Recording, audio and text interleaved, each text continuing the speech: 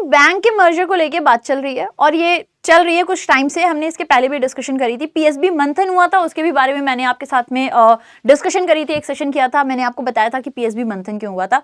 अभी फिलहाल में यही मर्जर की बात दोबारा से उठी है और इस बारी कुछ और भी आप कह सकते हो प्लानिंग किया जा रहा है, एक रोड मैप सेट किया जा रहा है। तो ये सब क्या हो रहा है उसी के बारे में हम अपनी आज के इस सेशन में डिस्कशन करने वाले हैं।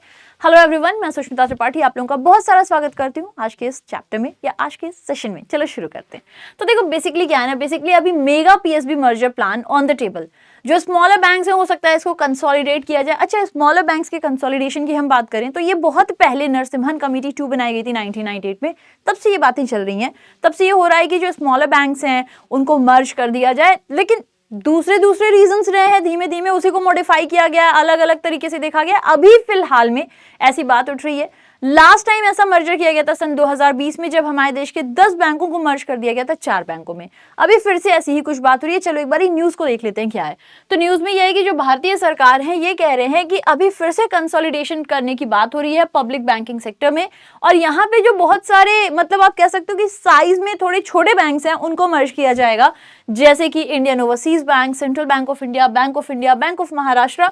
इनको जो बड़े बड़े बैंक्स हैं इनके साथ मर्ज कर दिया जाएगा। तो मनी कंट्रोल की एक रिपोर्ट है, इस रिपोर्ट के अनुसार अभी ऐसा बताया जा रहा है। जब सरकारी संस्था की तरफ से ऐसी कोई रिपोर्ट आती है तो हम उसे भी कवर करेंगे। अभी फिलहाल में मनी कंट्रोल जो कि मीडिया एजेंसी है उनकी ये रिपोर्ट है, वैसे बताया जा रहा है। ठीक है, तो ये जो रिपोर्ट है इसमें बोला जा रहा है कि मेगा मर्जर प्लान जो है ये इसलिए करना जरूरी है ताकि हमारे वहां पे क्रेडिट एक्सपेंशन हो सके, ज्यादा से ज्यादा हो सके, साथ ही साथ में फाइनेंशियल सेक्टर का रिफॉर्म हो सके। आज के समय में अगर आप लोग देखोगे तो आज के समय में फिनटेक सेक्टर बहुत तेजी से ग्रो कर रहा है।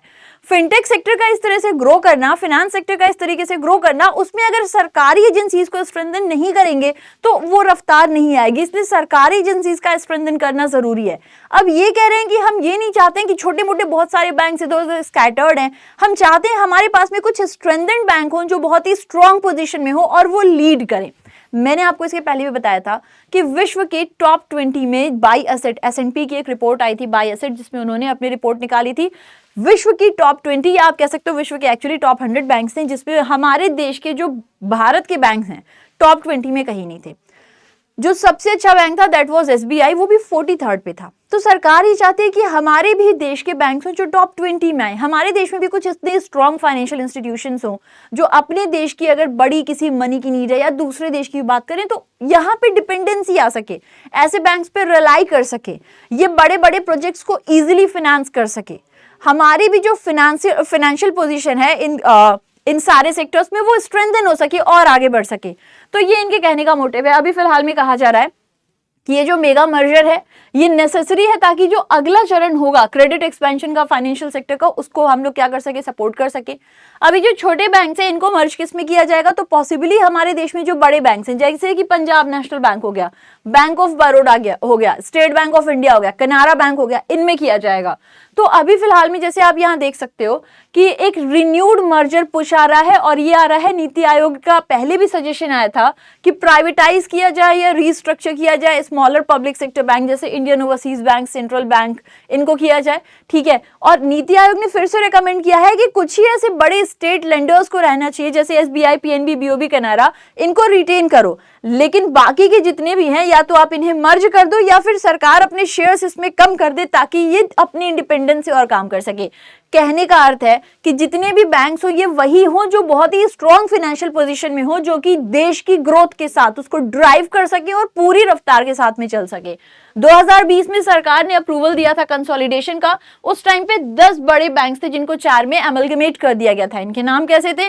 ओरिएंटल बैंक ऑफ कॉमर्स और यूनाइटेड बैंक ऑफ इंडिया को पंजाब नेशनल बैंक में अमलगमेट किया गया था, सिंडिकेट बैंक को कनाडा में किया गया था, आंध्रा बैंक कॉर्पोरेशन बैंक को यूनियन बैंक ऑफ इंडिया में कर दिया गया था, इलाहाबाद बैंक को इंडियन बैंक में कर दिया गया था। ठीक है, तो इस तरीके से किया गया था। अभी फिर से ये बात चल रही है, इस पे देखा जाए फाइनल कॉल क्या आती है, क्या करती है सरकार, लेकिन अभी फिलहाल में ये डिसीजन लेने की बात हो रही है कि हमारे देश में जो बैंक हो सरकारी वो बहुत ही स्ट्रॉन्ग पोजीशन में हो और फाइनेंशियली बहुत ज्यादा स्टेबल हो ताकि बड़े बड़े प्रोजेक्ट्स को इजीली फाइनेंस कर सकें। और जो हमारा मोटिव है कि अपकमिंग टाइम में हमारे देश के बैंक्स कम से कम 2 बैंक्स टॉप 20 में अपना नाम दर्ज कर सकें, पूरे विश्व में वो भी किया जा सके। खैर, तो ये न्यूज थी जैसा मैंने आपके साथ में शेयर किया है। अब इसके अलावा अगर आप हमारे साथ में तैयारी करना चाहते हो हमारी कोर्सेज में, तो आप हमें हमारे महापैक में ज्वाइन कर सकते हो। 1 ईयर 2 ईयर का ये कोर्स है। अगर आप इसे एक बार ही ज्वाइन करते हो तो उतने टाइम पीरियड तक हमारी तरफ से जितने भी कोर्सेज आते हैं आप उन सभी को एक्सेस कर सकते हो, लेकिन आपको एक बार ही पेमेंट करनी होती है।